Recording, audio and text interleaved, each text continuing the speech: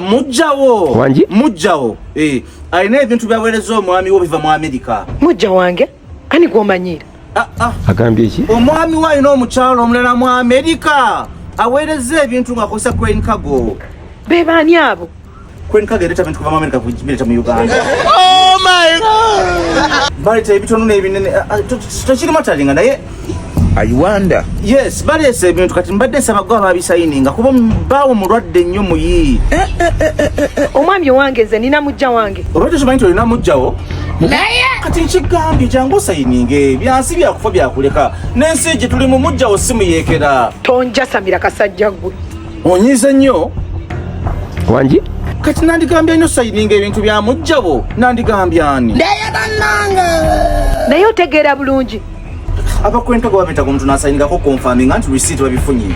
Use your head, my friend. Yasama. You hate me, I hate you. Kale kambireke nga si bisayininga onaalaba. Katonda wange. Kati omwami ye jangu omujjanjabe. Mujja wange gw'aba agamba ajja amulabire. Mpita mujjawe ali mu Amerika. Between me and you. Abantu munyigira obusongasonga kati awo kasongasonga kyakukunyiizaamu awo. Tebinkwatako. Abaana abalinzi muli basiru nnyo barakallahu fiikum.